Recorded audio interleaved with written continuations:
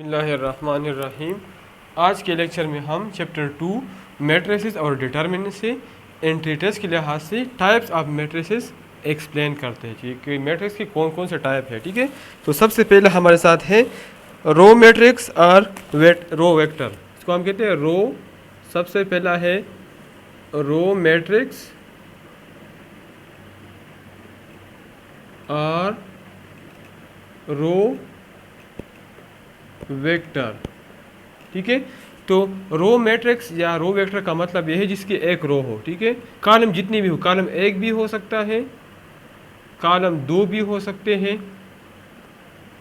1 5। अब दो कॉलम एक रो है। कॉलम तीन भी हो सकते हैं, कॉलम अब इसकी तीन कॉलम है, लेकिन जिसका एक रो हो तो उसको हम रो मैट्रिक्स या रो वेक्टर कहते हैं। नंबर 2 है कॉलम मैट्रिक्स या कॉलम वेक्टर। तो कॉलम मैट्रिक्स या कॉलम वेक्टर वो है जिसका एक कॉलम हो।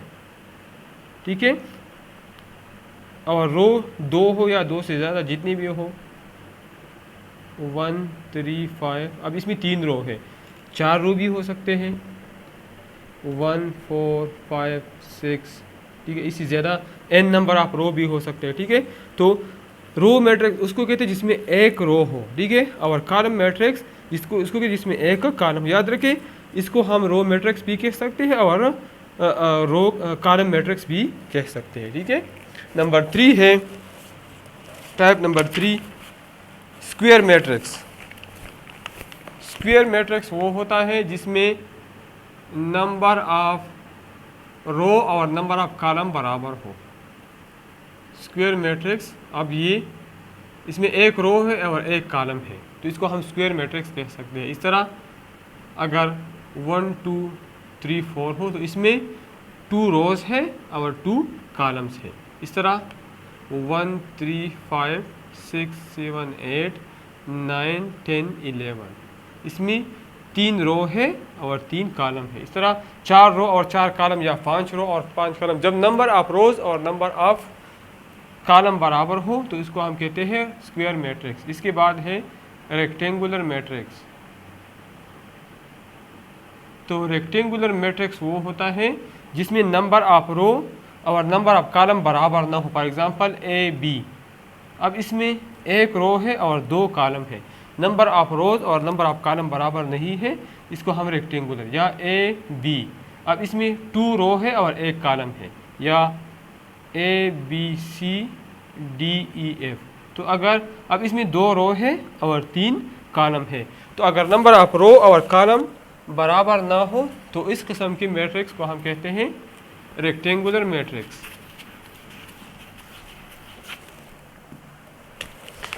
इसके बाद है डायगोनल मैट्रिक्स।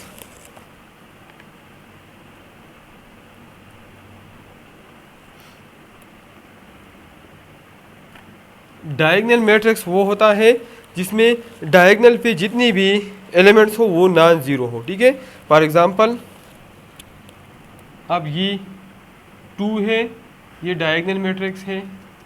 अब यहाँ पे 2 0 0 3, अब यहाँ पे 2 0 0 0 3 0 और 0 0 4, ये डायगोनल है। ठीक है, इस तरह ये डायगोनल है। डायगोनल पे नॉन ज़ीरो होंगे और बाकी सारे ज़ीरो होंगे। ठीक है, इस तरह अगर 4 क्रॉस 4 हो तो 2 0 0 0 0 2 0 0 0 0 1 0 0 0 0 3, ये डायगोनल है। ठीक है, तो डायगोनल पे नॉन ज़ीरो होंगे और बाकी सारे ज़ीरो होंगे। ठीक है, इसके बाद है स्केलर मैट्रिक्स,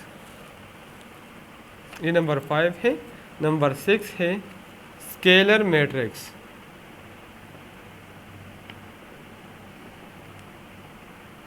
स्केलर मैट्रिक्स, इसमें भी डायगोनल पे नॉन ज़ीरो होंगे लेकिन सारे बराबर होंगे। फॉर एग्जांपल 2 0 0 2, अब ये दोनों बराबर है तो ये भी नॉन ज़ीरो है, ये भी नॉन ज़ीरो, लेकिन इसमें ये बराबर नहीं है और इसमें ये बराबर है, तो इसी कंडीशन में इसका नाम स्केलर मैट्रिक्स होगा। इसी तरह 3 0 0 0 3 0 0 0 3। इस तरह आप 4x4 में भी लिख सकते हैं। जब डायगोनल एलिमेंट्स नॉन ज़ीरो बाकी सारे ज़ीरो और डायगोनल एलिमेंट्स बराबर होंगे तो फिर हम इसको, जब बराबर ना हो नॉन ज़ीरो हो तो डायगोनल होगा, जब बराबर हो और नॉन ज़ीरो हो तो इसी कंडीशन में ये स्केलर मैट्रिक्स। और तीसरा है आइडेंटिटी। तो आइडेंटिटी मैट्रिक्स भी इसी तरह है। फ़र्क क्या है, ये डायगोनल मैट्रिक्स 1 के बराबर होंगे, 1 0 0 1 1 0 0 0 1 0 0 0 1, या 4x4 में भी आप लिख सकते हैं 1 0 0 0 0 1 0 0 0 0 1 0 0 0 0 1। ठीक है, तो डायगोनल मैट्रिक्स सारे 1 है। तो अब इसमें ये आइडेंटिटी मैट्रिक्स है, स्पेशल केस है। अब इसको हम स्केलर मैट्रिक्स भी कह सकते हैं। स्केलर इसलिए कह सकते हैं कि ये नॉन ज़ीरो भी है और बराबर भी है, तो स्केलर भी कह सकते हैं। इस तरह इसको हम डायगोनल मैट्रिक्स भी कह सकते हैं, मतलब कि हर आइडेंटिटी मैट्रिक्स वो स्केलर भी होगा डायगोनल भी होगा। डायगोनल इसलिए कहते हैं कि जो डायगोनल एलिमेंट है वो नॉन ज़ीरो है, तो इसकी डिफिनेशन में आते हैं। जो स्केलर मैट्रिक्स है उसको हम आइडेंटिटी नहीं कह सकते, क्योंकि आइडेंटिटी में सारे 1 होते हैं, लेकिन इसको हम डायगोनल कह सकते हैं क्योंकि इसकी डायगोनल एलिमेंट नॉन ज़ीरो है। और डायगोनल को न स्केलर कह सकते हैं और न आइडेंटिटी, क्योंकि डायगोनल में ये बराबर नहीं है और स्केलर में बराबर होने चाहिए और आइडेंटिटी में सारे 1 होने चाहिए। तो हर आइडेंटिटी मैट्रिक्स डायगोनल भी होगा स्केलर भी होगा, हर स्केलर मैट्रिक्स डायगोनल होगा और हर डायगोनल मैट्रिक्स स्केलर या आइडेंटिटी नहीं हो सकता।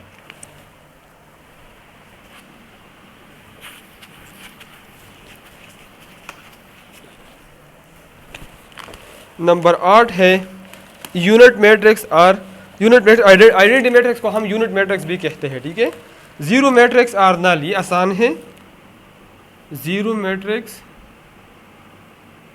आर नल मैट्रिक्स, ये सिंपल है जिसके सारे एलिमेंट ज़ीरो हो, 0 0 0 0 0 0 0 0 0 0 0। ठीक है, इस तरह 0 0। ठीक है, तो हमारे साथ जिसके सारे एलिमेंट्स 0 हो तो हमारे साथ डायगोनल मैट्रिक्स होगा। ठीक है, इसके बाद है ट्रांसपोज ऑफ ए मैट्रिक्स।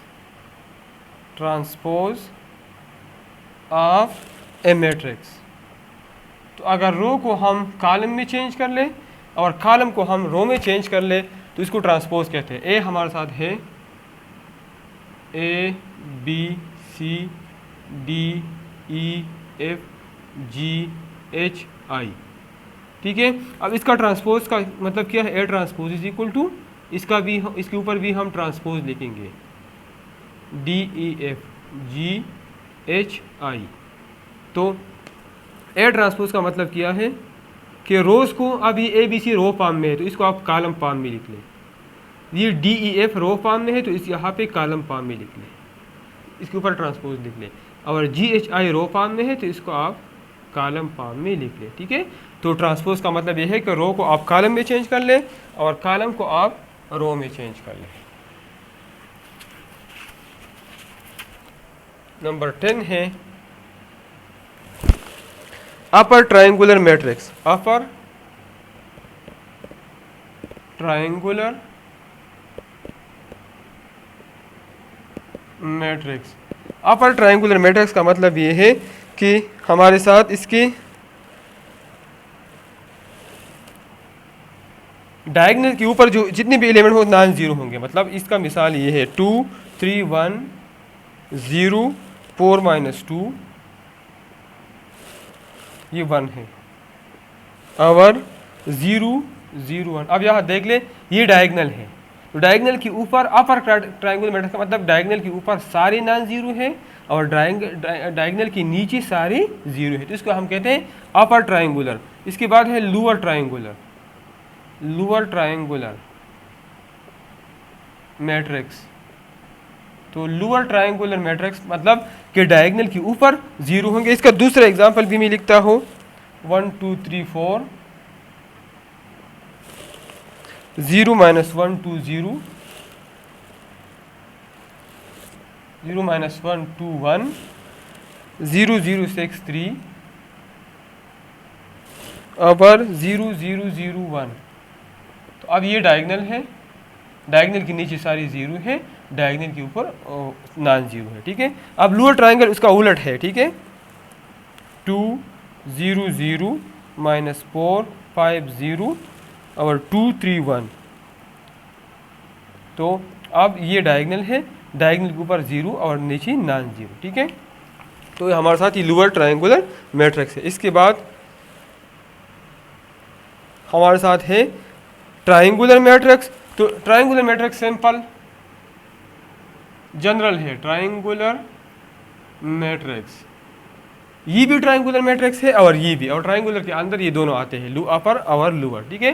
तो अगर इस तरह भी आ जाए तो ये भी ट्रायंगुलर मैट्रिक्स होगा इसी पाम में, अगर इसी पाम में आ जाए तो वो भी ट्रायंगुलर मैट्रिक्स होगा।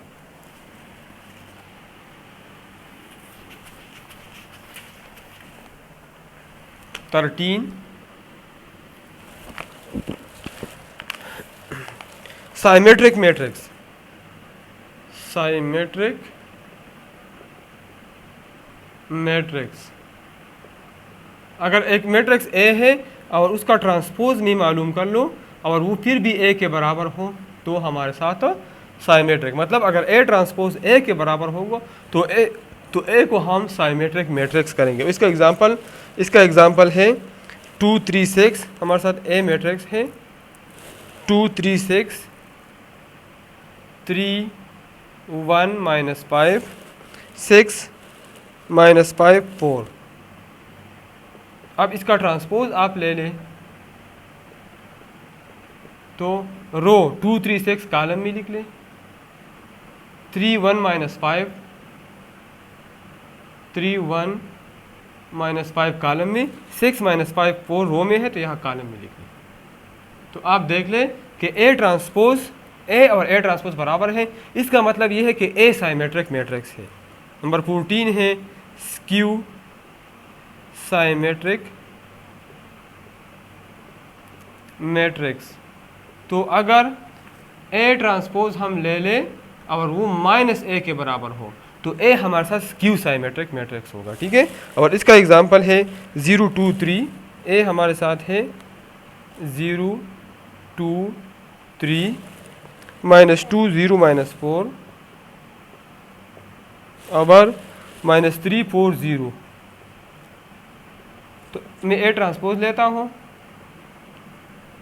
तो 0 2 3 आप रो पाम में कॉलम पाम में लिख लें, माइनस 2 0 माइनस 4 कॉलम पाम में लिख लें और माइनस 3 4 0। और अब इसी माइनस कॉमन ले लें, माइनस कॉमन ले लें तो 0 तो न्यूट्रल है ना, प्लस है ना, माइनस 0 आ जाएगा, माइनस 2 हमारे साथ प्लस 2 आ जाएगा, माइनस मैंने कॉमन ले लिया, माइनस 3 प्लस 3 हो जाएगा, और 2 माइनस 2 0 न्यूट्रल है 0 आ जाएगा, 4 माइनस 4 आ जाएगा, 3 माइनस 3 माइनस 4 से माइनस कॉमन है तो प्लस 4 और 0 न्यूट्रल है। तो अब देख लें ये माइनस और ये ए है, ये पूरा ये दोनों बराबर है, मतलब ये माइनस ए के बराबर है। तो जब ए ट्रांसपोज माइनस ए के बराबर हो तो इसी केस में ए हमारे साथ स्क्यू साइमेट्रिक मैट्रिक्स होगा, स्क्यू साइमेट्रिक मैट्रिक्स होगा, ठीक है।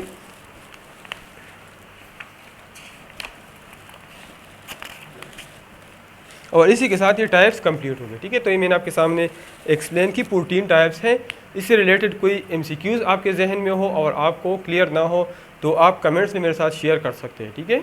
और हमारा चैनल सब्सक्राइब करें और अपने दोस्तों के साथ शेयर करें। थैंक्स।